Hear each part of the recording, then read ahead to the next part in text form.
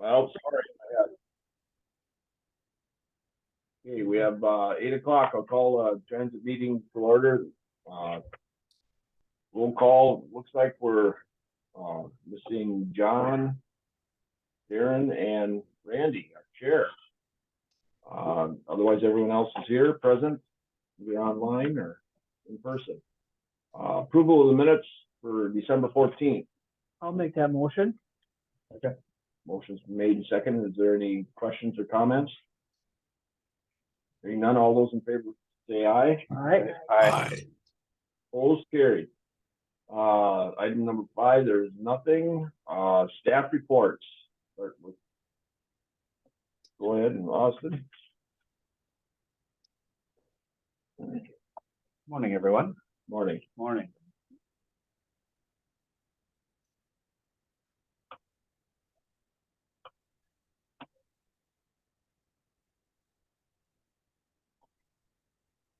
Transit Commission meeting 1/11/23. Thank you for everybody that braved the roads coming in. And Oh, the roads are awesome. Yeah, We have cruised right out here. Agenda for today: ridership, bus update, staffing around the shop on the route, and any questions. Looking at ridership in December,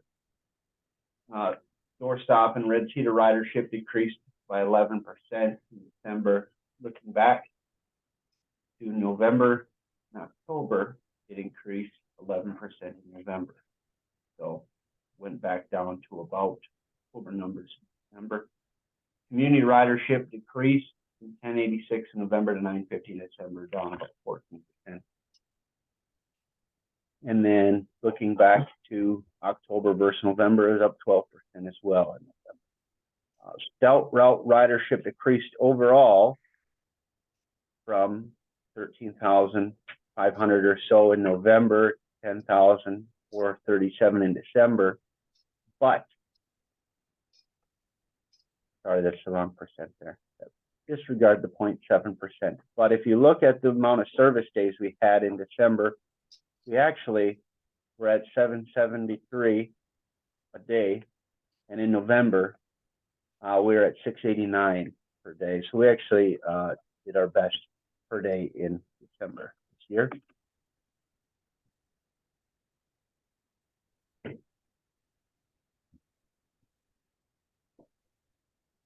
Looking at ridership as a whole on each route,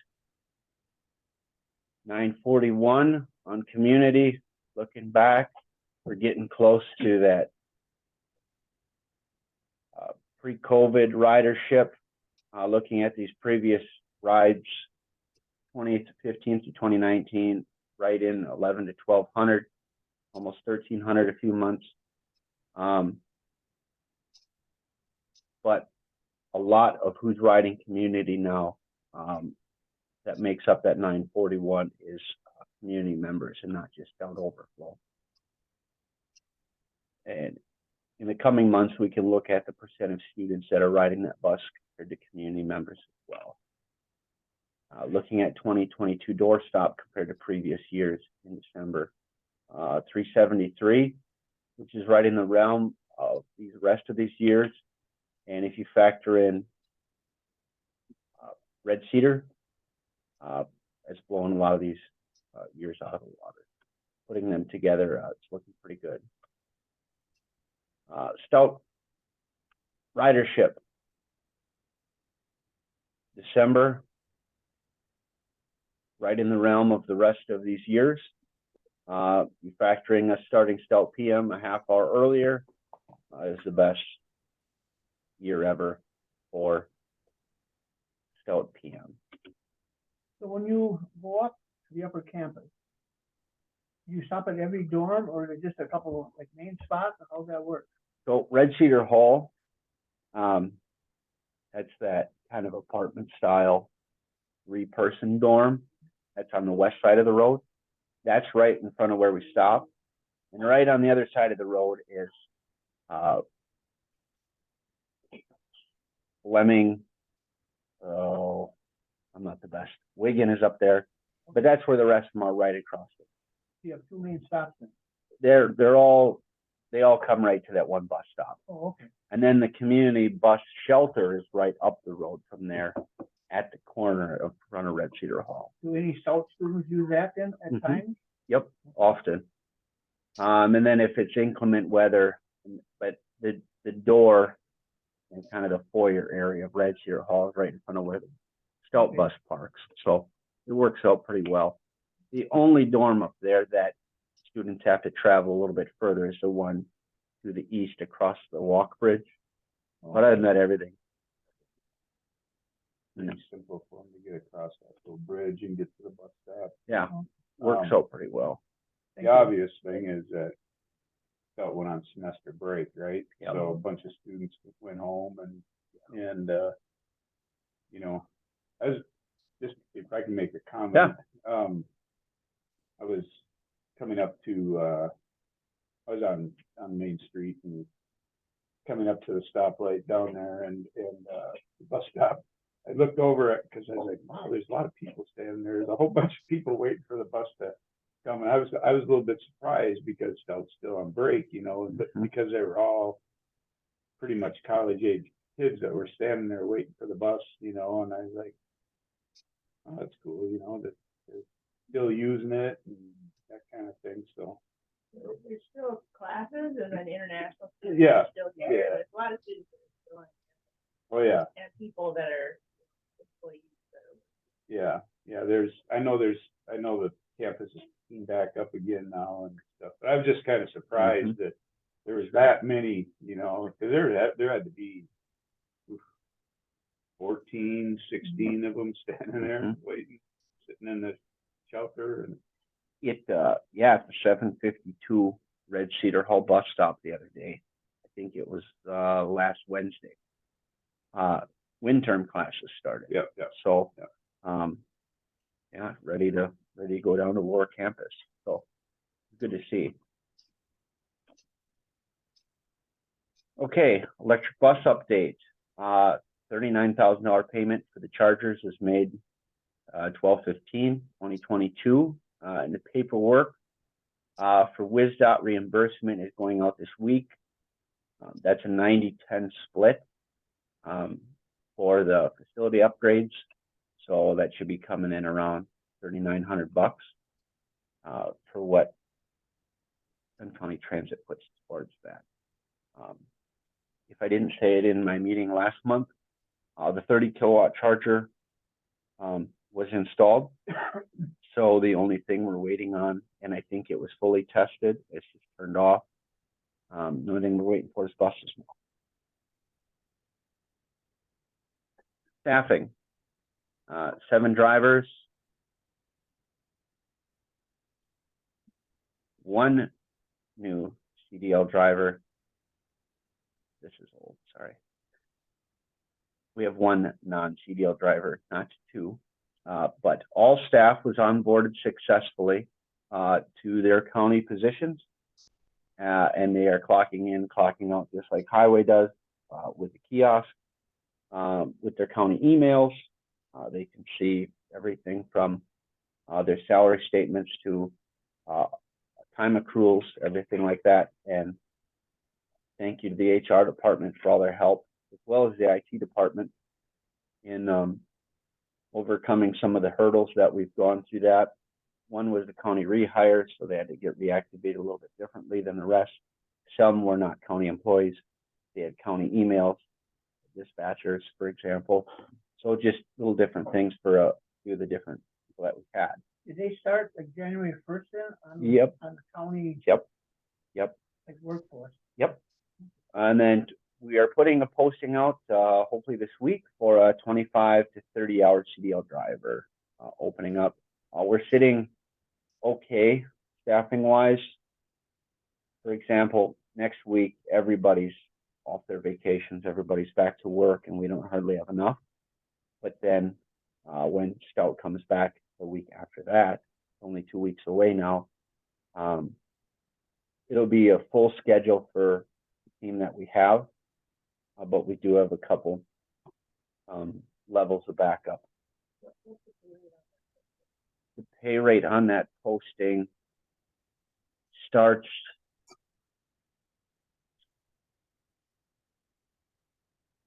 It's on the county pay grid now. I was very good before, but, You're on 7. yeah, yeah, Okay. so this is 2023, okay, perfect. So that would be 1817 would be a step 1. 1817 up to 1918 plus plus $2.45 an hour in lieu of fringe pay. So it'd be around 20 to 21. And yeah, any other questions on it? Just let us know. It's a flexible schedule. And if you'd like the link, it will be live on the Dunn County Government Jobs. So has their salary gone up or gone down, considering that they were on a private before? It went up. That's making them happy. Yes. It was around 6 to 7% bump for the year. And then if they didn't take benefits and they were part-time, they'd get that in lieu of fringe as well, because about half the staff was 15 to 24 hour a week employees, and then the other ones gain benefits now, so they are happy about that, and WRS and stuff like that. But we do not have a large buffer like we used to before, so this is something that I am going to watch like a hawk to make sure that every month we are staying on track for our hours, because the budget's just a lot tighter this year, with that being the case. So around the office, we had 3 file cabinets behind the door to the right there. In this picture, that 90% of the stuff we do is all online based or on the Y drive, other than the documents that need to be on paper. So those came out of there, and we're using this more like a conference room now. We didn't have any way to present meetings, or the HR department was coming over. We got a TV from Walmart, mounted it up, and that was very nice. The 2 HR presenters sat right here, tapped into the computer, and it worked extremely well. And then this is just a picture of our new kiosk that we got over in the break room. That works really well. Drivers come in, clock in, and get to work. Okay. So from the first solar company that we talked to has come back to us with a quote as well as some specs. So I figured I'd share that. It's pretty cool. I did not tell her what our amount dollar-wise our grant was for. I just said that we have a grant that's for around a 75 kilowatt system. Sent her our Xcel Energy bills for the facility side, and then they looked up our chargers, and I talked about what our buses have for batteries in them, and they calculated the rest out of what we thought we might utilize and go through. So I'll just talk a little bit about what they came up with. So this is kind of the solar field that they looked at, just shooting on an overhead view. They talked about, for as little as our facility would go through, it'd be a lot easier. Said their panels aren't very heavy to do what the facility would go through, and the electrical box for the facility is actually right here. He's putting the panels needed on this row. So he said they mount them on pole buildings, stick-built pole buildings, the way that ours is all the time. So that potentially might be an option. And then the solar field would go to this electrical box, which is for the bus chargers itself. They came up with around 126 kilowatt system. When we look at the numbers here in the next slide, I think if we come down to right around 100 to close to that 75 kilowatt system that WisDOT originally talked to us about, I think prices are going up, but efficiency is going up as well. And I haven't spoke to her. She's on vacation for the next couple of weeks, but with what there is for federal tax credits, after that comes in, their 126 kilowatt system is looking at around 230,000, but our grant is for 160.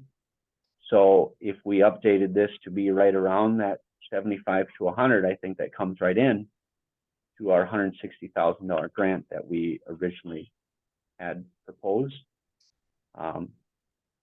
So I was a little nervous when starting to talk to solar companies because of the rising costs of everything skyrocketing. This grant was built 2018, 2019, maybe 2020. And everything on the electrical side, when you talk to computer chips and everything like that, it's just skyrocketed and the lead time's really gone lengthy. So this was interesting to see. So I think it'll come in pretty nicely of what our grant is written for. So instead of putting those solar panels out in that field, why can't you just put them in the back part of your lot without taking up that ag land? You know, the back part there looks like it's just grass be mowed in that.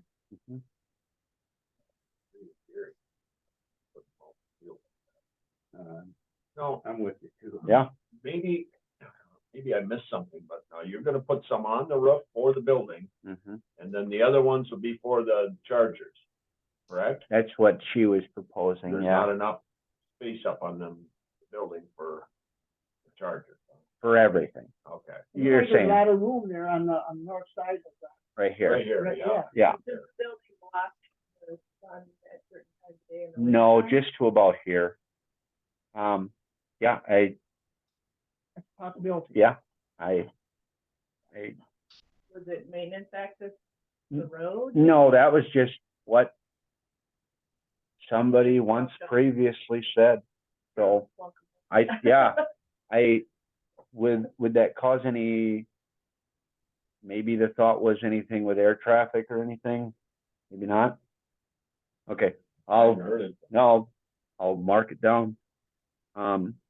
The only thing that they're gonna say is just a little further to trench, but if you're not trenching under a building or anything like that, I don't think it'd be an issue, but I think these would all, just the way that they're making them look there, would fit right in the land we got in the back.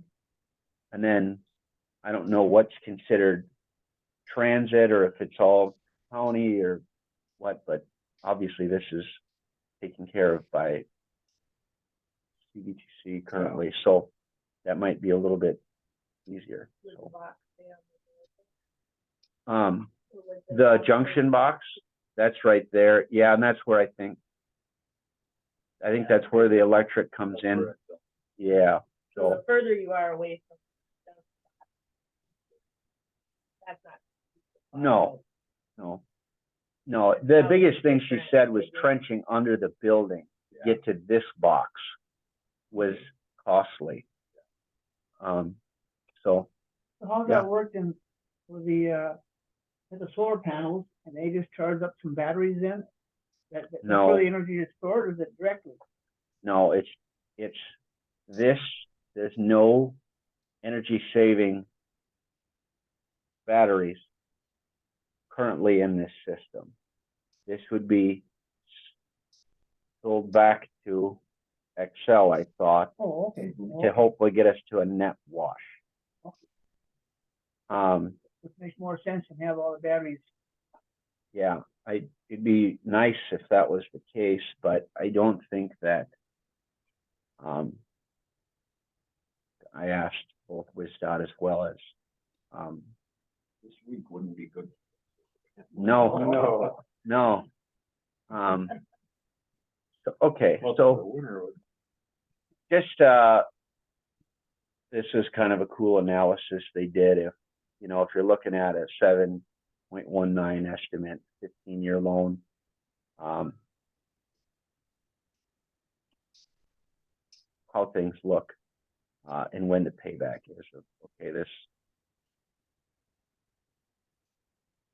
this costs this amount, and how long it takes to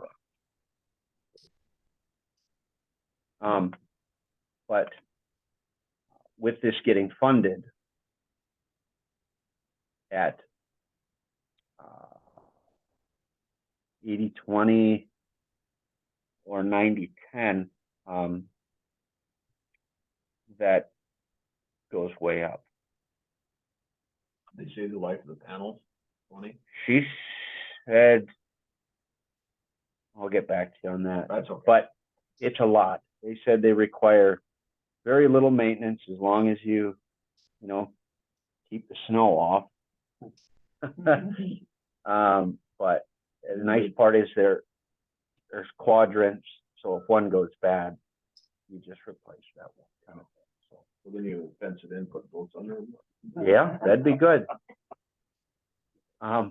The more infrastructure we're building at transit, the more we're learning how to just keep it clean. You know, these bus shelters that the sidewalk does not attach to, like Edgewood and 28, snowbank this big. So we brought John, the operations guy, he brought his snowblower in, and we use that, but that's a little Band-Aid. It's we might have to grab one here at the end of the season, because shovels aren't doing it at some of these, but it's appreciated, the ones that are attached to the sidewalks where snowy path is, you know, the 1 foot gap between how close the sweeper can get in the shelter. So last thing here is the little graph that they put together for how many miles that we said that we did in a day, and we just calculated. Last thing, just touching on financials. After a few more things come in this month, you know, that were dated in December, we'll be sitting at about 10 to 11% to the good. On the expense side, we still have yet to get around 130,000 at least from WisDOT to bring us up to 100% on the revenue side. And we have a bunch of checks still out from our December bills to our billed clients. So, but on the expense side, about still 10%. The positive. We just last night at about 8 o'clock, the staffing agency finally sent out their November and December invoices for staffing, and the last payroll was approved 2 Mondays ago for them. So that is done, and 2 final invoices sent out for that to pay this week, and that'll be it. And someone we know and love got injured. That is myself. Really? Yes. Congratulations. 6 years. I thought it was about time. But yeah, I was up in up Brockway Mountain, Copper Harbor. So that was fun. The weekend before Christmas, but the 2 days before Christmas Eve, and then they got 48 inches of snow, so we had to leave early. Otherwise, we weren't going to get out. I was hosting Christmas. Otherwise, I would have said, "Let's just stay up here." Question on. You got a question? Oh, yes, sir. Yeah, Dan. I do. Yeah, I got 2 questions, Austin. One on the Olson. Looks like it was Olson that did the study. Yep. Was that free on commercial? I know they do free on residential. Yeah, that was that. She just came out, and it's been very, very great to work with. I need to get 2 other estimates at least, but that was a good first step. it's good to know I'm working on something with the Maui Public Library too, so. And the second question is on the grant, and you're right, it's been a long time, so I can't remember the details. Does that have an end date at all? Yeah, currently it's September 30th. Okay. Of 23. So, but All right. with the wheels being in motion now, and getting some progress on this, Yep. Steve wouldn't have a problem, spanning it out a little further, if we needed it. Okay. No, yeah. The only reason I ask is, for the first time in solar history, the last couple of years, and really because of political tariffs, solar has actually gone up in price. It's always gone down over time. And then they expect that the market will stabilize by 25 and things will start going back down as far as price. But with your grant timeline, I guess that makes sense. Olson, with what we talked about, Olson's turnaround, it's about 8 months. So, from kind of start to finish. But I'm a little slower here than most, with the process of it, with us needing to talk to a few other companies as well. Well, it all takes time, yeah. Yeah, but yeah, I think we're still sitting pretty good. Then last thing, Mr. Chair, I'm sorry I was delayed. I had a Zoom software update that I didn't expect.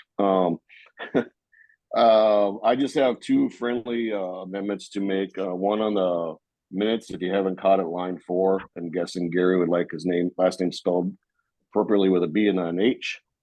And then on Austin, on your written report, on the stout route ridership, I'm guessing you want to alter that percent. That's percent decrease. Yeah. So probably minus 22 or something like that. Thank you. That's all I have. Thank you. Okay. Want to amend the minutes? I'll make that motion. Second. Any other questions or concerns? Hearing none, all those in favor say aye. Aye. Opposed, carried. Okay, are there any other questions for Austin? Hearing none.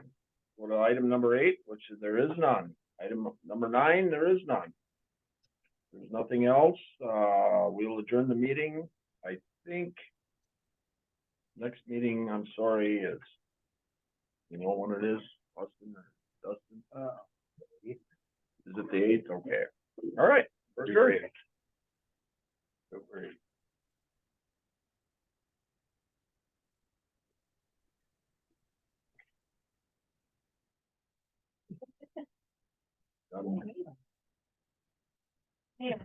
You guys want to take a little break or just continue in? Restroom. Okay. All right.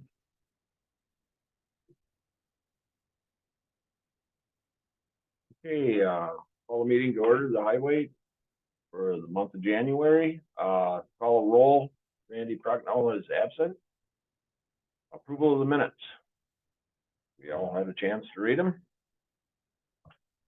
And so is there a motion to accept? A second? Second. Is there any questions on the minutes? Hearing none, all those in favor say aye of approving. Aye. Aye. Opposed? Carried.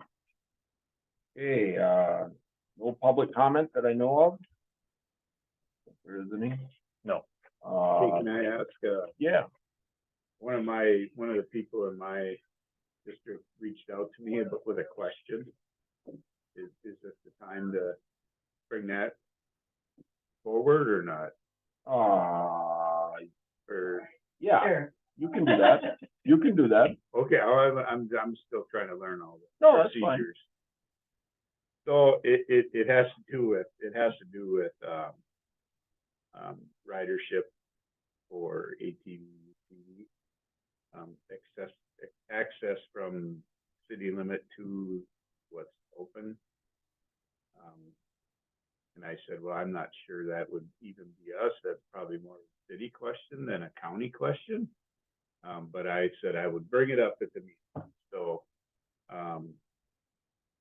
the location of the said person is be just north of, where the helicopter landing is, by the hospital, in the neighborhood there. So just being able to get from his house out to where it is open to ride. If there was any conversation or consideration to be able to do that. Not that I know. And that's probably more of a city question. So I just want to report back that I should report back that it is in fact more of a city question, correct? I would guess it would be. Okay. I would think that they can't ride on that trail, on the walking and bike trail. No, That would be illegal, but that would Correct. be correct. a nice place to get out there, so. Yeah, and there was discussions at one time that possibly going on the neighbor's property and all that, Yeah, and I yeah. think that facility shot that down. Yeah. Mhm. They're not. I got a few minutes. Okay, I will, report that back. Pretty much handled it when we Yep. reached out. Okay. Item number 5, there is none. Item 6, staff reports, commissioner report. Well, I guess I'll turn it over to Brent, our patrol superintendent, just to kind of give us our everyday operations, what we're doing currently. The whole month of December, it was exciting, to say the least. Guys canning in the back. Yeah, canning in the backyard today. Woo. They're nasty. It is. Uh, But I'm impressed because I'm out usually doing towards the Bobcat, for after 5, and I see a truck going down M already, so they put in some, they're not getting there at 8 o'clock in the morning, you're out there. we put in a lot of hours this month, or December, and already this month already. This morning, I'd say 90% of our trucks are probably chained up. Really? Thank God none of us there. We've had some slide off onto the shoulder. We got out, threw some sand down, got back off, got back on the road. We've had some surrounding counties that have had trucks roll over already today. So we are, as of right now, we are Fine. Don't look. we're fine. Yeah, it will ring, I'm sure. Well, but no, the guy. Yeah. Kenny will be in back with your truck. He had to go get a standby fire truck that was in the ditch. He will be back here Get shortly. stoplight for- As soon as he gets in here, I'll be back out here in about 5-10 minutes, okay? Yep, just hang tight, he'll be back shortly. All right. Yep. So yeah, right now, and we are trying to do some brushing. We got some brushing that we have to do on the state that we have lined up to do. But if we ever get time to do it, we were gonna try it yesterday. Mainly on the road, taking care of our snow and ice and pushing snow banks back with our track with a rubber tire hole and push those piles back. And a lot of snow, a lot of sand and a lot of snow.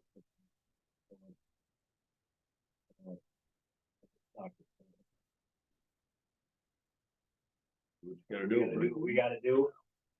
The guys are surprisingly, with all the, I'm sure they like their paychecks, but they're tired. They're sick of winter already, but I never have a problem getting them in, that's for sure. So it's been a good thing. Every now and then you get again. But other than that, the trucks are doing pretty good. I mean, we've got a few trucks that have been broke down. There's a few in the shop right now, but we've got them in and out. Trying to get oil changes on them. Hard to get oil changes when you're out plowing every day. So what time do you usually call them like this morning? 3 o'clock. 3 o'clock. Yep. Usually, like the state guys, I usually have all the state guys called probably by 3:05. I'm working on it a little before 3. I try to get the furthest ones called first. And then all the county guys are usually called by 3:15. And that's to report at 4 o'clock. Yeah, to Right. report at 4. Like this morning, I did tell the outline state guys, as soon as you get in, go. So, but normally we start early at 4 o'clock, but circumstances like this, get out there and get going as soon as you can. 94 is closed, I heard, down by Warren. Oh, it is. Yeah, and then I Both heard, sides. Any schools like called off? Oh, yeah. Late, yeah. Quick, I Menominee. don't, Nominated canceled. I called Ryan Howell this morning from City, Menominee. you know. We usually, Get them on hills down. we communicate regularly on storms. And I told him this morning, at the start, I'm like, well, I definitely wouldn't go regular at hours for a while.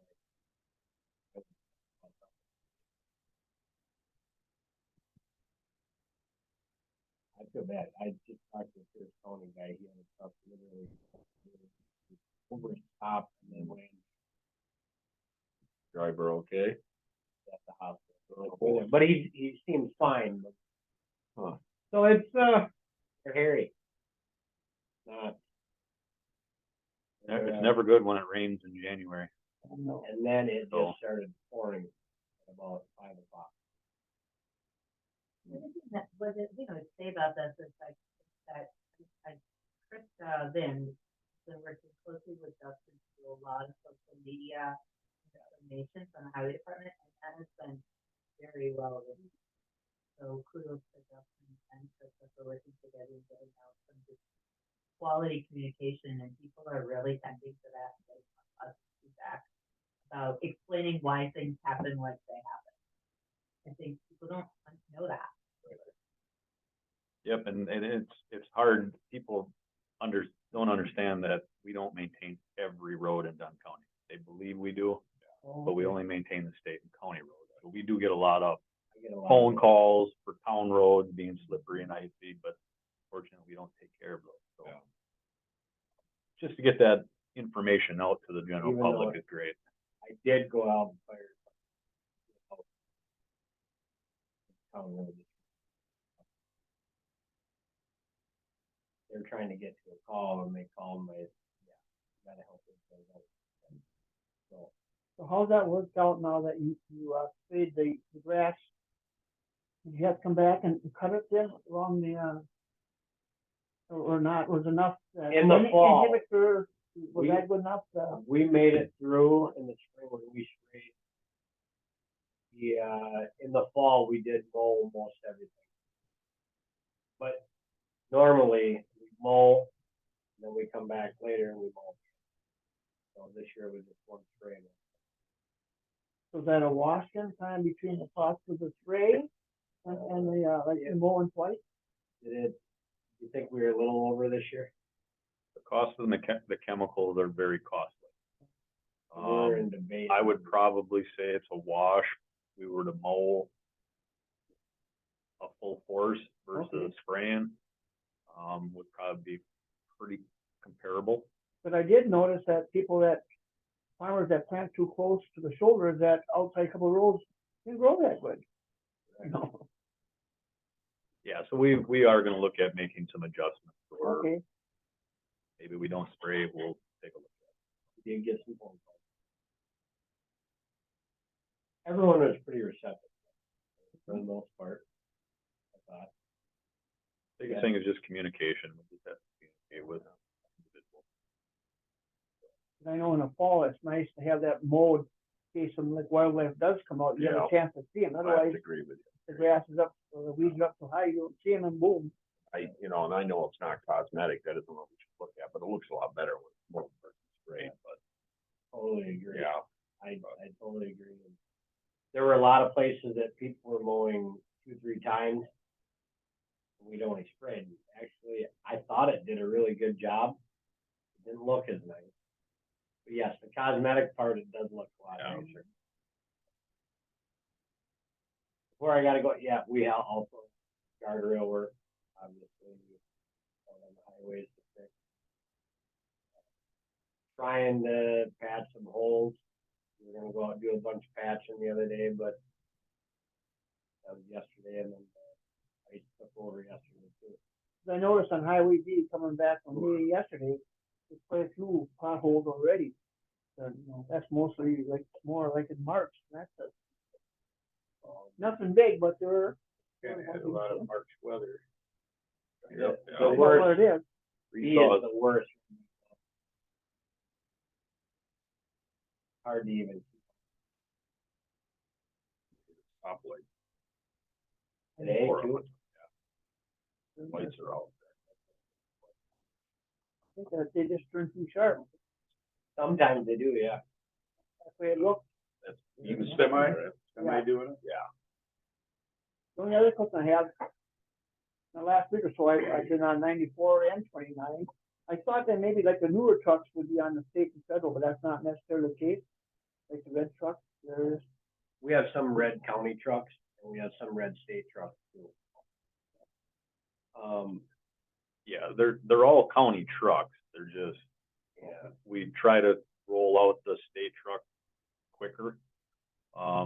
State trucks, that they buy the state trucks? No. County pays for all the trucks. Yeah. But we get charged the DOT for the utilization of these trucks. So yeah, you're gonna see county, state, it's just gonna be mixed. Where those newer trucks go. Explain why they let the red trucks on the county too. They're worth more trading.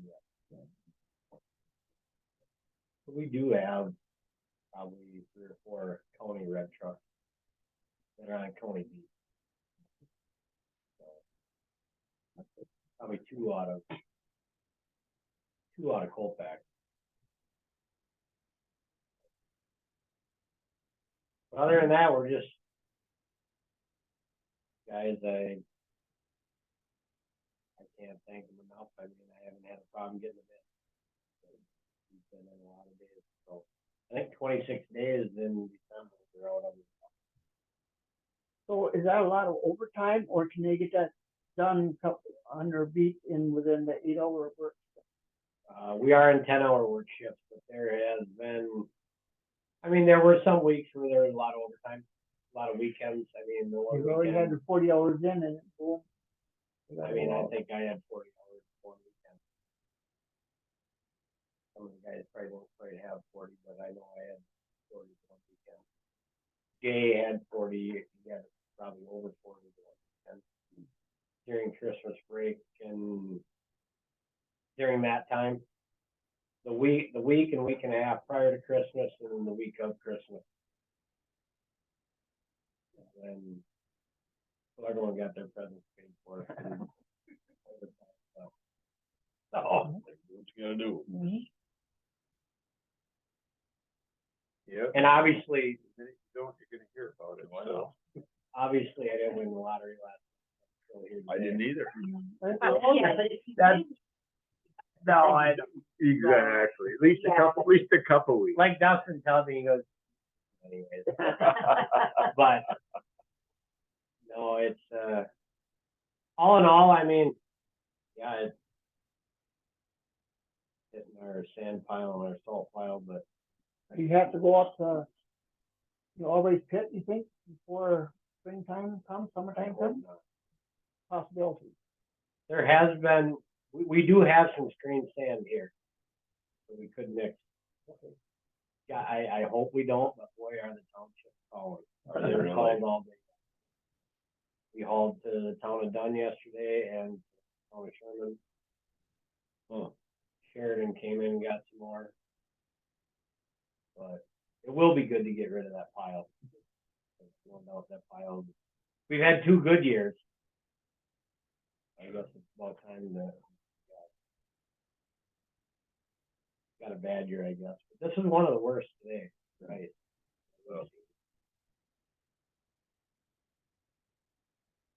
So, any other questions for me before I get back? Jim, anything else, Dustin, that you can think of that there's plenty of other work to do. brushing, we are brushing some county beets. Some old dead trees that are leaning down by Rock Falls. And like I said, we gotta brush on the state through 25 from railroad, just past Walmart, and up whatever we can get up to Wheeler, what they want us to do. Cause I noticed too, right before Christmas, we had that rain and it turned to snow, you know, some of the town roads, the branches, you almost look like you're going through a funnel, they're over that much. That's another thing, we still have trees to clean up from that, we haven't. We were gonna go out yesterday too and do some of that.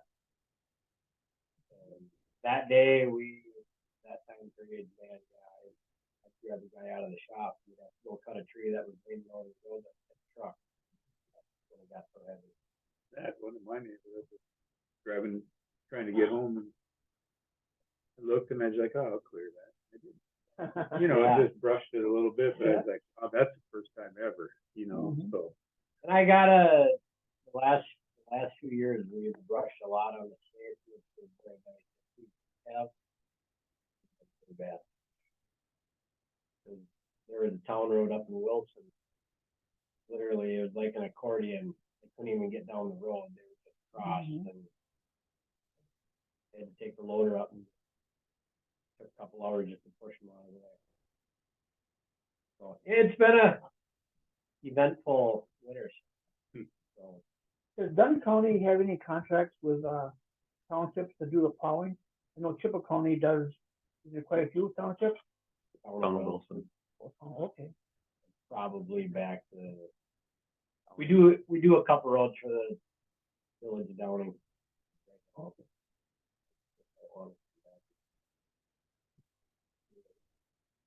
If you do the road, are you responsible for the brushing too then, or not just the roads then?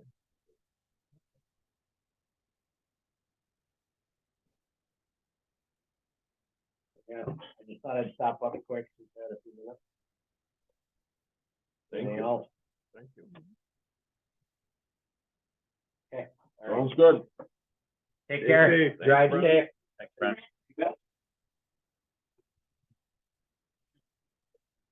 So I did present some statistics just with the month of December with our plowing operations.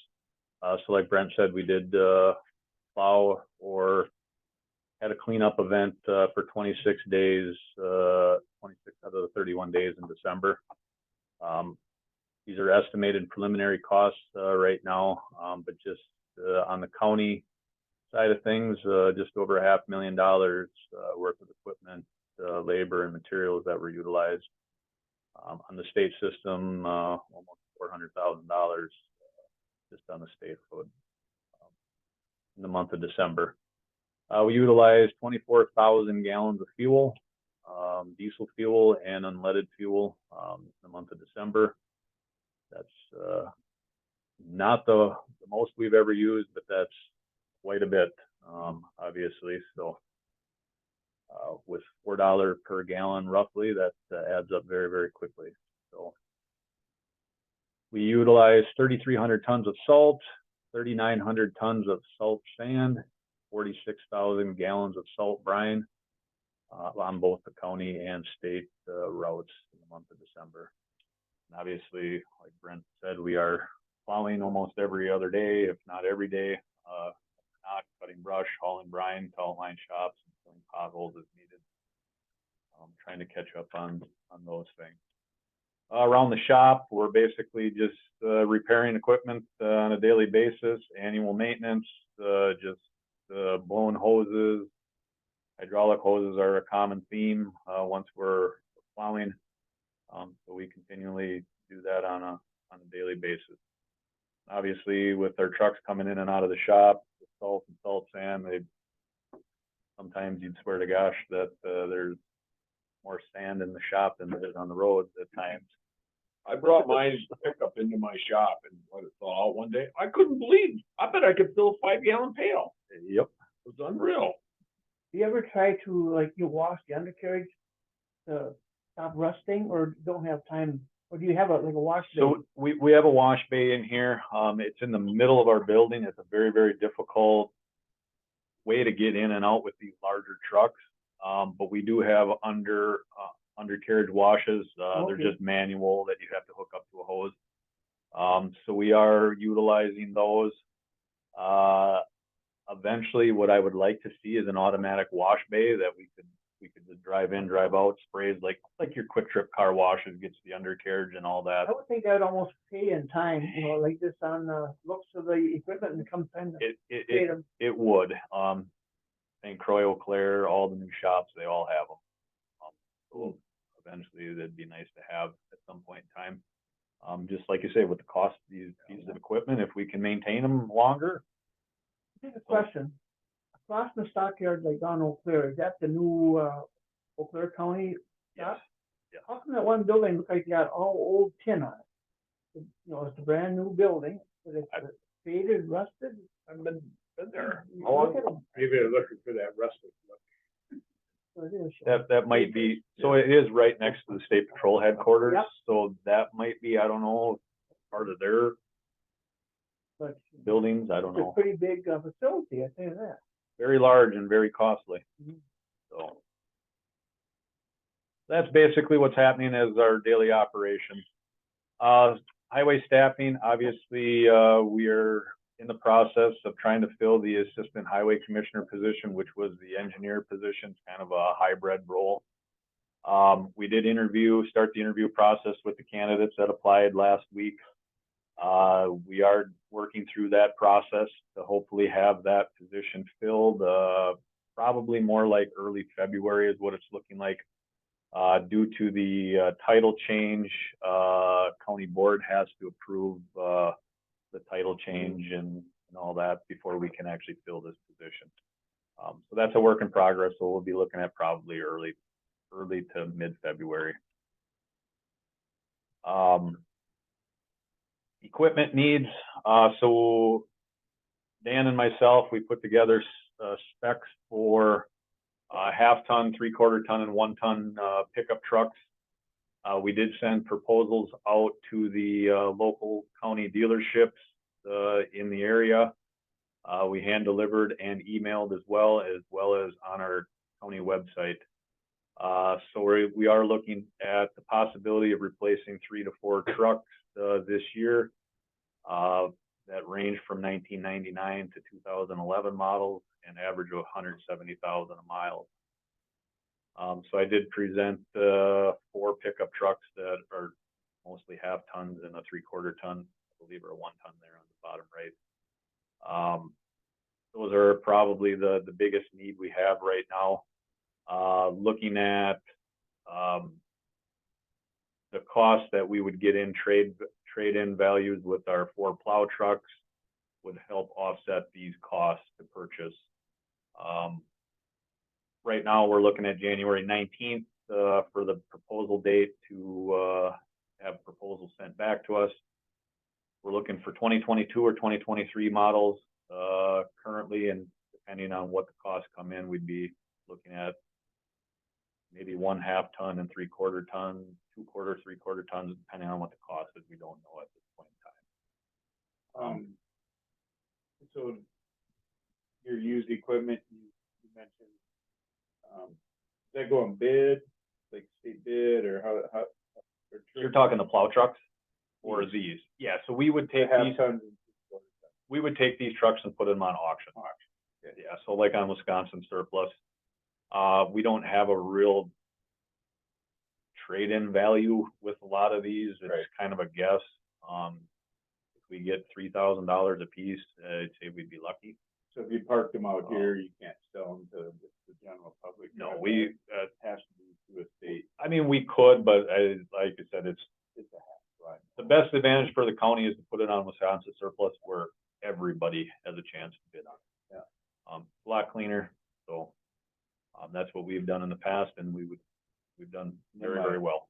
And my second question is, these would be replaced by brand new, or would you look at a used? They would be with new brand new truck. Yeah. And again, it's just because of warranties and those kinds of things. And we get a very large public government discount. Gotcha. So like what you and I would pay, that's not what county pays. Right. No, yeah. Um, it makes sense. The way it should be built. With the type of pickup truck right now, there are several counties that just turn them over every 2 to 3 years, because they're essentially driving them for $1,000 or $2,000, because they hold their value so well. So I Yeah. think that's worth watching new ones. That makes a lot of sense. Plus you got the warranty, you know, you don't have to pay to fix them or something. Yep. My goal is to try to roll out 3 to 4 of these trucks a year. We do have 18 trucks, pickup trucks that are half-ton all the way to 1-ton trucks. So obviously to roll out 18 trucks every 3 years is probably not economical, but where we can get that, maybe like that 6-year, 5 to 6 year average, where it has value, is what we're looking at trying to do. Like I said, a lot of times we utilize them. Flaggers need to go out on a job site, so we have 2 trucks on each end of the job site. Our foremans utilize them, patrol superintendent, everybody needs a pickup truck to respond, pulling message boards, arrow boards, all that stuff. So, and these rate classes just did increase to about $16 an hour state rate for pickup truck. So that does help. Now we'll get to the meat and potatoes of the big meeting. Regarding our County Road B project updates, so we did submit a change management request to WISDOT to change our sunset date for the south portion of the County Road B project, which is from 1229 to I-94. So we submitted that and requested change management to 2026 for a sunset date, which was approved.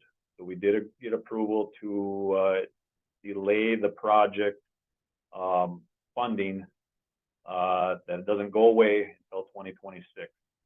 So what we, due to the unforeseen circumstances that we had with the railroad crossing, like I said, we are going to delay both County Road B projects to 2024. The big reason for it is, so both projects are tied together with our traffic control plan. With the bidirectional staging that is required for these projects, we would be shifting traffic north of the railroad tracks and at 1229, and it would be northbound, southbound at one given time. We did look at the possibility of trying to move traffic over where we could do one project. Maybe we do the south portion and we delay the north portion. Problem we have is we cannot get vehicles switched over due to the close proximity of intersections, as well as the ramps of I-94. It's very, very congested in that area, the close proximity. The DOT would have issues with possible backups with the whole interstate. So the best interest for the county at this point in time is we will be delaying these projects to 2024. Obviously, the conditions are not great out there with the deteriorated concrete, asphalt out there. So we are going to have to Band-Aid that another year. So I did mention to our staff that we are going to have to get out there, fill potholes, spray patch, maybe look at some mastic material that we utilize out on the interstate to maybe get some of these really, really bad holes, and give the time that it takes for the railroad needs to get their crossing configuration to correspond with our project. So like I said, it typically takes about 14 months to do that, which this was supposed to be bid here in January this month, and it's not going to happen at this point in time. So currently, with that being said, with the delay, Our project will be December 12th of 2023. So the project will get bid out to the contractors on December 12th for submittal process. Cost-wise, right now, obviously, we can all assume what's going to happen. Maybe costs may go up, maybe they won't. We could see a peak here, maybe potentially in 23 or in 22. Maybe costs will go down. We don't know that. We don't have a crystal ball at this point in time. So we will take that as B, and we will budget accordingly, since we have the time to do this at this point in time. There was a ruling by the Commissioner of Railroads with the actual crossing itself. Since this project, Pacific had a project to improve the railroad crossing back in 2018. With our project being awarded, it was basically delayed, so it could be corresponded with our project. So the Commissioner of Railroads oversees the coordination between the railroad DOT entities. So they had a ruling on who pays for what, due to our project as well as their project.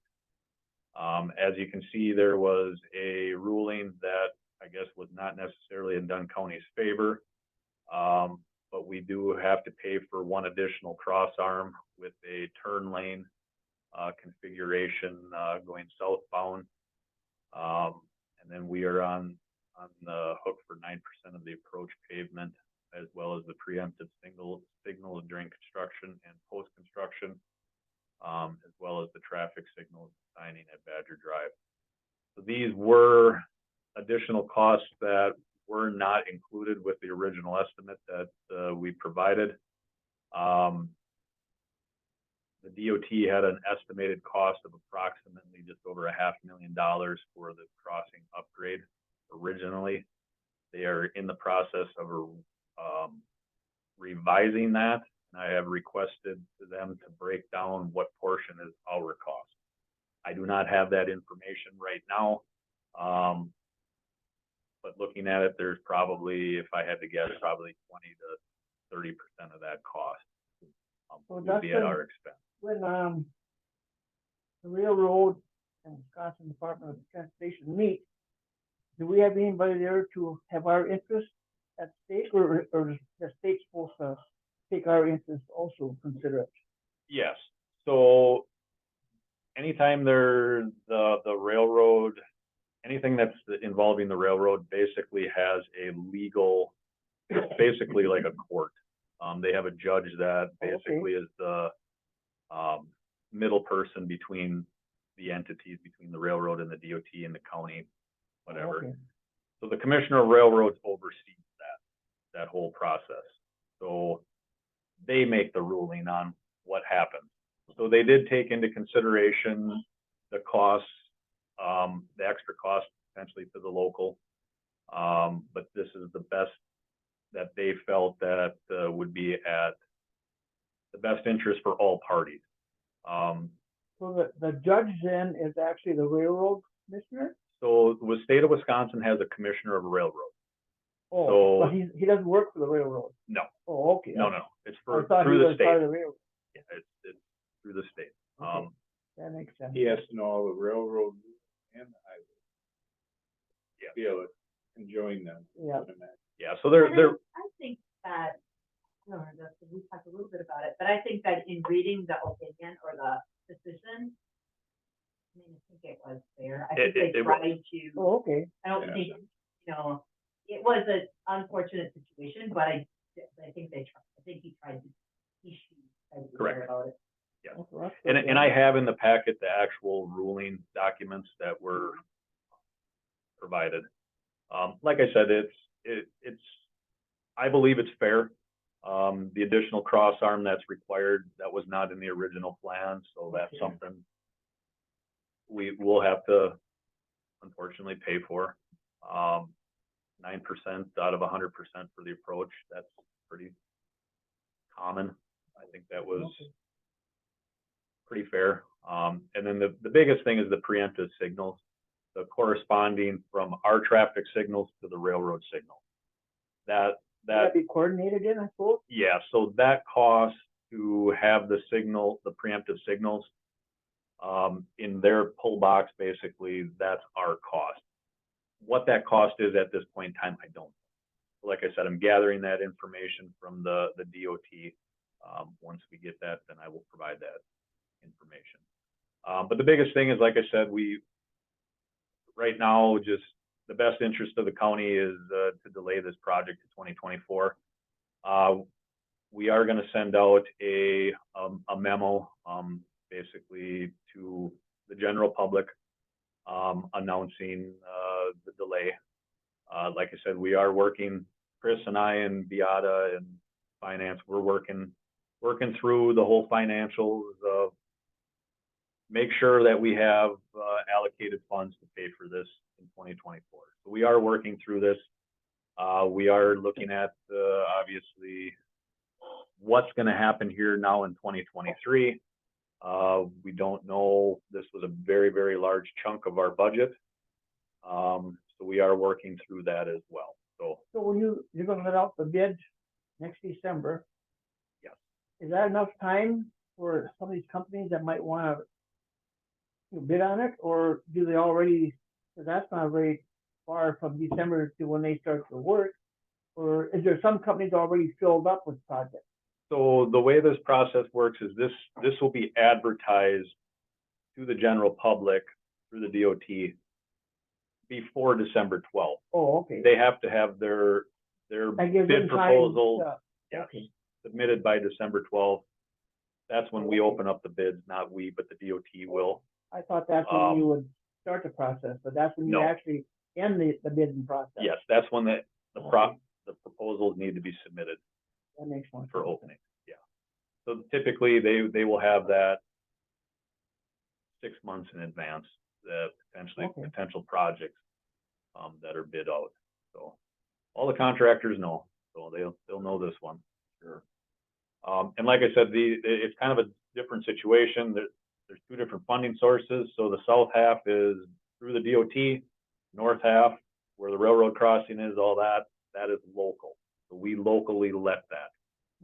So what we were planning on doing is having that right around that same time. So right around that December, maybe late November, is what we're looking at. Talking with the DOT, that gives the railroad ample enough time to get their stuff together.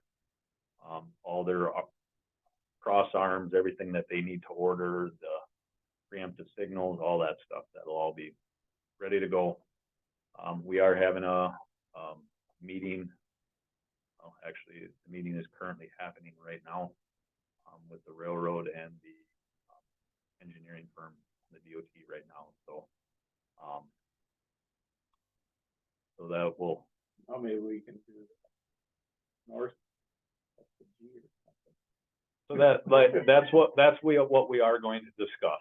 So like I said, we're kind of looking at what we had planned in 2024 projects. Maybe we bring those to 23, but we have to make sure that we have the funding available for 24. That's the biggest thing is right now, if we have to at least try to set something aside, so we're not in the same situation scrambling in 24 to figure out where the money's going to come from. So we're working on that. Like I said, it's a work in progress. But like I said, we're looking at what we're going to be doing this year in 2023. It's kind of up in the air at this point in time. They're seeing too that there, like our next budget cycle will be a good time to try to get that increase, because there's been a lot of good fanfare on the county site about people appreciating all the work you guys are doing. So you got a lot of good public support right now, so that'd be a good time now. Yeah, and I guess my comment is that, this is a big deal, sure, for you personally in your department, having to shift gears on the project that you were pretty committed to and felt pretty good that was going to happen. And then, you know, just with some of the laws and timing with entities working together, couldn't get it together, you know, and now you have to try, I mean, that's a big deal, man. That's a lot of money that you're trying to shuffle this direction back to that direction. So, I don't know, I guess personally, my time here feels good about, you know, it's in good hands that you make good decisions and bring good proposals forward. So, Yep. And like I said, the biggest thing is the communication. We just, yeah. like I said, I'm working with Chris, I'm working with Beata and Sarah, and like I said, That's good. we're all on the same page. So, Yeah. Cause you were saying last, or before I thought I heard you were saying that the railroad can go at their own pace, you know, they could close it as long as they want, but now that we're tied into that they really can't fudge too much on a date, they have to work with us. not necessarily. I mean, they could stop production what they're doing right now, but they're trying to get their crossing upgrades as well. Okay. They want to make their crossing as good as they can. So if we can give them that time that they need to order their materials, get all the paperwork, all the I's dotted and T's crossed, and get everything established. So it should be a smooth Yes, transition. it'll be a lot smoother transition than trying to rush to get this Right. done, and then Okay. all of a sudden we're like deer in headlights type of thing. It's like, well, okay, we didn't plan for this. And like I said, the whole funding situation too it's good to know this, what we're going into. Now that we have to add more money to our budget just for this crossing. So like I said, we need to know that and before we can act on it. So like I said, it gives us time. There is a lot of utility relocations that are going to need to be done. I know just at the intersection of Badger Drive and B, which is by Love's and Senex there's a lot of utilities that need to be moved. So this gives them time. I know Excel is going to be very, very happy that they got time. Because we were going to have them move everything before May, before the project started in 2023, but now we give them time to do this. So like I said, it's going to be a better situation for all of us. Like I said, cost-wise, we have no idea what it's going to be at this point in time. We can't predict the future, but I don't know. What you gotta do. What we've been hearing, it could be a benefit, or it could be not a benefit. We don't know at this point in time. Any questions before we move on to that? So like I said, we are going to make an announcement to the general public. I know it's been out in the newspapers already with our last meeting discussion, but we are going to make a formal announcement as well as providing information to the local businesses on Walmart and all that to let them know the situation. So, just to provide some information on the updated 2024 to 2026 BIL funding. So that is the federal dollars that the state of Wisconsin has allocated through the bipartisan infrastructure law. So the DOT is accepting applications for the 2024-2026 cycle. So applications are currently due in March here, at the end of March. I think it's March 24th to be exact. Something a little bit new for this particular cycle is bridge projects in general, if awarded, are going to be funded at 100%. Well, that's good.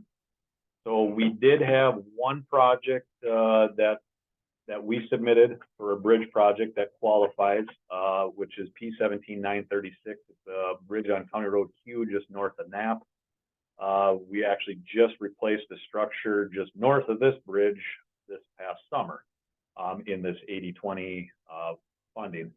So this is a very narrow bridge. It's a bridge that's not a huge bridge. I think it's like a 40-foot span. It's not very large by any means, but if we can get the whole entire project paid 100%, that's a huge plus. So we did submit that already. We are looking at rehabilitation projects as well. I am currently working with Cedar Corporation on the possibility of submitting a application for a rehab project on the Irvington Bridge on County Road D for a possible redeck on that bridge. So that is another one that we are working on to hopefully have that provided by the end of March. With rehab projects, we do have to submit a analysis on it. So there will be a cost for Cedar Court to provide an analysis to the DOT with this application. It basically just states the need to rehab this bridge and what it's going to cost versus replacing it, and if it's rehab, what lifespan will this bridge have. So all that information has to be provided. Cost wise, as we're probably looking at probably $3,000 to provide this analysis. So that would be the upfront cost we would have to pay to Cedar Court just to provide this application. The analysis that they provide would be good forever, basically, at this point in time, so we can always present this to the DOT for eventual project funding if we don't get it at this cycle. So, How old is that bridge? 1974. But it is got quite a few landmines on the bridge deck, so it is delaminated. So we are looking at, like I said, if we can get funding for it, replace the deck on it. It's a huge plus.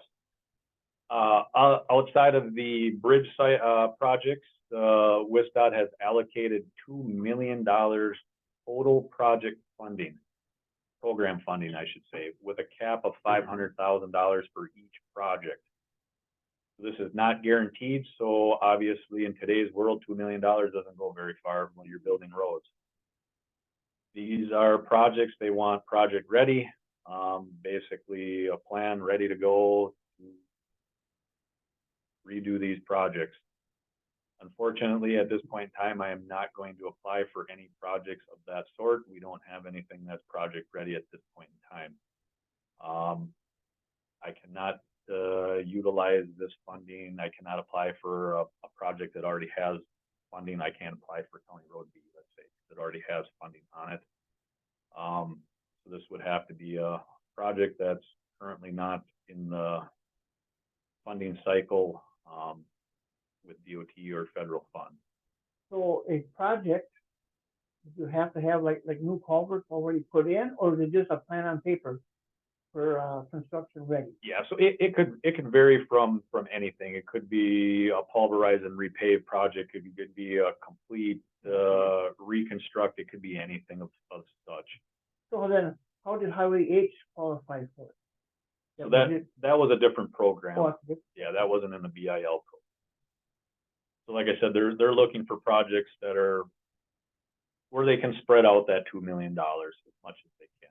and that new hire, would that be part of his job, maybe to have a couple of projects ready? Potentially, yeah. Yeah, so that what I'm trying to get to is that point. We are looking at, like I said, starting some designs for future projects that'll have the plan set ready to go. Like I said, County Road D and G up by Jake's, I'm trying to get that process started for design. But obviously that's a lot bigger project. I beg to say that's probably $2 million in itself. For that Because project. a lot of times the state programs change. So Yes. if you're not ready for it, if it does all of a sudden come out that you're not aware of, Yep. if you had some projects, you'll still be in the game. Yeah, and even if it's a pulverize and repave type of project, you still have to have a plan. Yeah. Spec, all that put together. And we currently don't have that. So is there, behind the scenes, so $2 million is No, correct. across the state? Is So- there a behind the scenes or a different plan, or, I mean, the bipartisan infrastructure law was huge, obviously. Have to believe a fair amount of money came to Wisconsin, Yes, and $2 million of it is going to the county or Local. counties local Yep. in 2023? Like, that's even, there's a disconnect. So what, as you can see, when they're funding 100% of the bridges, they're sticking a lot of that money into the bridge structures. Okay. So there is a very, very long list of eligible bridge replacements or rehabs in the state of Wisconsin. I mean, there's a lot. We can't just look at Dunn County, but there's Milwaukee County, there's a big need for infrastructure on bridges right now. And right now, from what it looks like, a lot of this BIL funding is going to bridge replacement. Prioritize. Yes.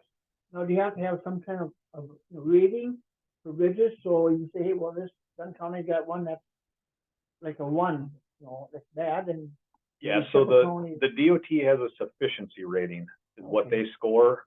So a perfect bridge is 100%. Once a bridge gets to a rating of 50% or lower, that's when it qualifies for a bridge replacement. Okay. If it's below 75%, then it's a rehab, qualifies for rehab funding, potentially. So right now we have one bridge that was below 50% efficiency rating that has qualified based on our last bridge inspection cycle.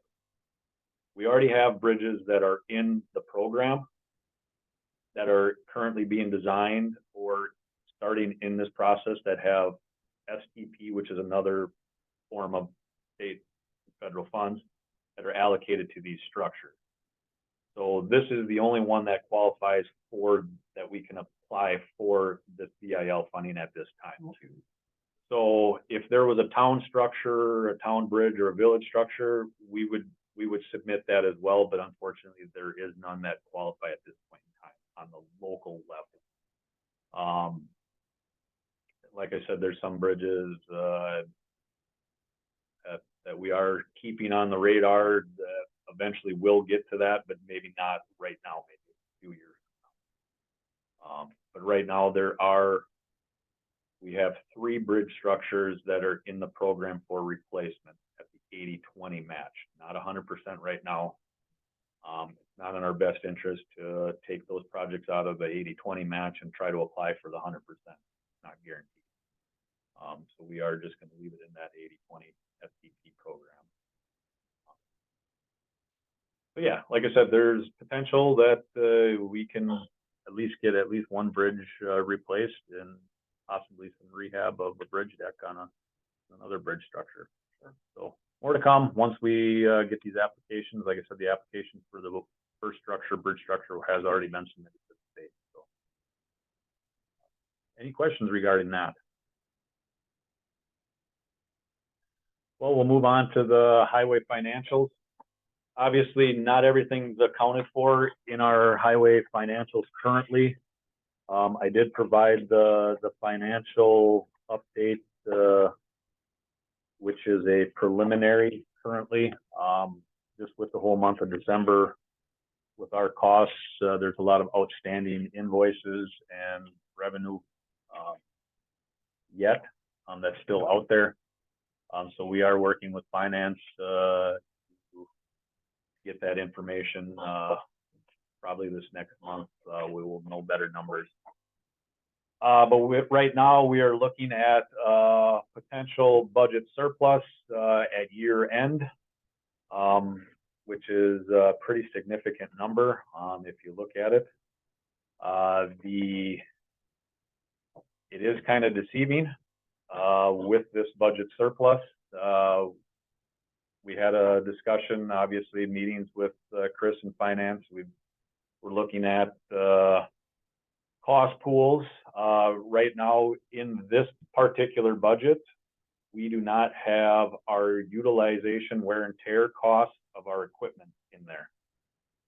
So if we go out and do a construction project, the only thing that's in SAP for our budget and our total budget is our labor and our material. So right now, like I said, it's deceiving. The way it was set up, a lot of our equipment utilization was put into our material cost pool. So our cost pools for our materials look very, very large, like we didn't do the work. Like if we had $3 million worth of material costs for our construction projects, we might only use 2 million of that 3 million. Well, our equipment utilization and wear and tear is in that cost center. So we are looking at trying to break that out. It's kind of like, I don't ever want to call it a profit, but we do have to charge ourselves to replace our own equipment. So we can't, if we don't charge ourselves, we're never going to be able to do that. So we take our state hourly rate for each piece of equipment, and that's what we budget for that particular construction project, or our maintenance costs, all of that. So we're looking at trying to break that out. In 2023 or 2022's budget and 2023's budget, we are going to look at that as well. We are going to try to break that out into a different cost pool. So it doesn't look like we're not spending the money. It's like we're trying to save a portion of our budget to replace equipment. There is wear and tear. $3 million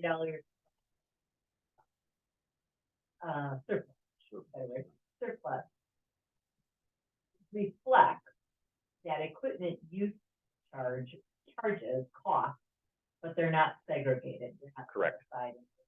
We're getting them set aside so there's a very clear picture of what's actual surplus and what's equipment replacement Yes. cost. Yeah. And in that too, I mean, in that $3 million surplus that we're projecting right now, yes, there was a County Road Q and W project that was slated to be done in 2022 that we did not do. So we're looking at trying to carry those funds over into 2023.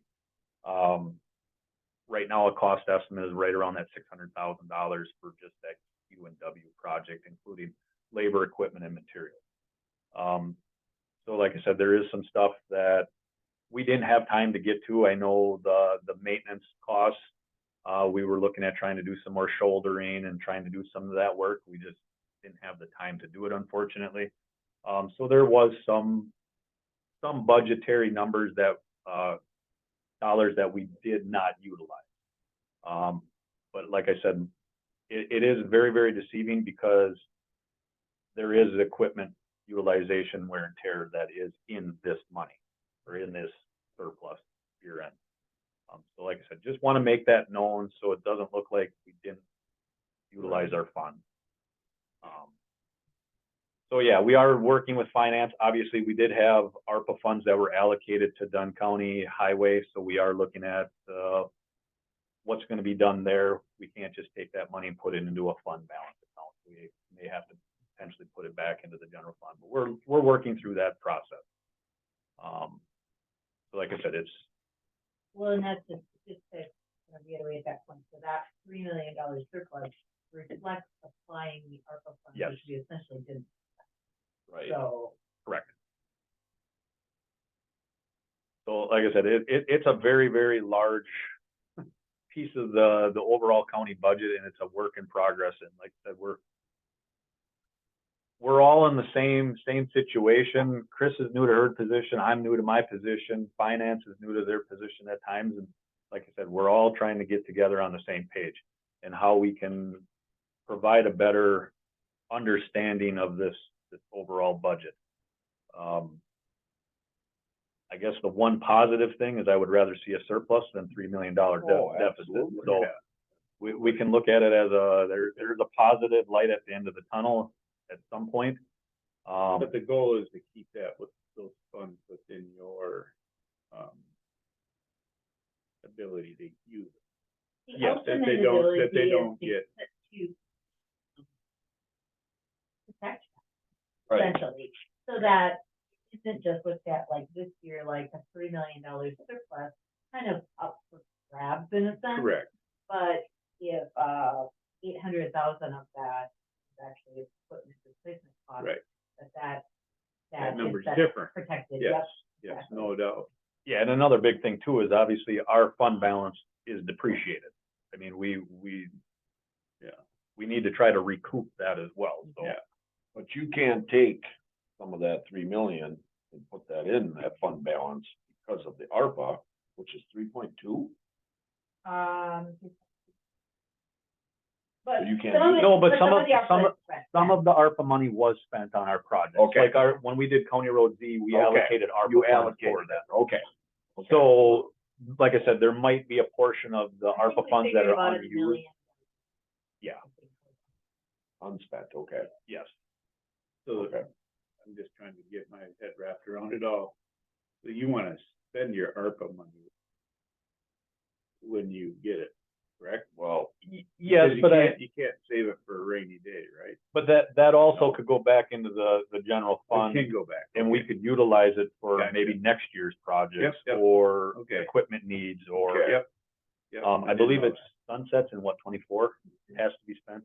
And it's also complicated for Dustin to use it, because you can't use it when you have certain other funding sources, if they're kind of double dipping. They haven't said that you can't, but it's probably the best interest not to right. Right. at this point in time, if we already have a project that has federal funds. Yeah. Okay. So, Good to know that. yeah, it's, like I said, it's a work in progress, and like I said, once this gets all put together, gonna have a lot better understanding, and we're all on the same page, so. Spent, I don't know, how many hours I spent, but we spent all last Friday afternoon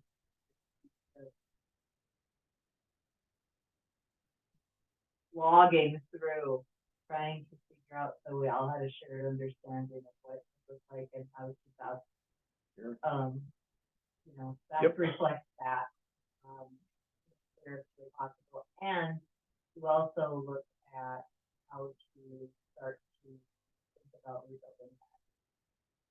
We didn't have it. Yeah, and finance has been in communication with other counties as well. Like, how does your process work? What are you doing? So we're all basically doing the same thing. And like I said, we're all getting a better understanding of it, and it is a work in progress, and we continue. We have more planned meetings to discuss this even further. So, like I said, we're not trying to hide anything, and we want to be proactive about it and just make it known. Well, yeah. So, How much have you got, Brent, when you went to lottery committed back to the highway? 25%. Yeah, perfect. That's what I figured. I don't know Because what. isn't it about right now? Especially if you Billion? want, 1.3 or Yeah, something like something that. billion, so, yeah. Well, and just so everybody's aware, highway employees are playing the lottery as a pool, so if we win, I don't know if there's gonna be a highway department, so. You said, if we win, you said. If we all, You're in, huh? well, I don't wanna be the last one. Why, you don't wanna drive truck? I'll be the only one here. the last time when I go. You know, you might not. Once it usually hits that $1 billion, we're like, then we can all split that. Yeah, that's true. 51 ways. Yeah. But like I said, that's the financials currently at this point in time. I believe that basically wraps up my report. Okay, are there any other questions for Dustin on his report? Yes, I was, noting watching TV, and they were saying how 2-3 counties were like grinding Christmas trees. I know it's like Dunn County was mentioned. Have you always done that at certain sites, or is it Yep. something new? No, we've always done that as far as I can remember. Since Okay. my career here, we've always done it. Basically, all of our outline shops, as well as our Menominee shop location, we do have a drop-off site. It works well. We just chip them up and Do you use They that decompose, as a mulch on some of your hillsides, or don't just? we basically, people can come and get it if they would want, Yeah, but I don't okay. know if they really want Christmas tree mulch, but, Public yeah. service. I was not aware of that. On TV mentioned it. And I don't know if the numbers are like they used to be. I think, yeah, a lot of people are getting the artificial trees more than these, just with sheer I know cost we, of. Before, like you drag out the old tree and half the needles are gone before you get out the door. That's right. I took my artificial one down, I had just as many needles, I'm like, what's going on here? Are there any other questions for Dustin? Okay, we'll go to item 7, consideration for actions is approving the vouchers. Any questions on the vouchers?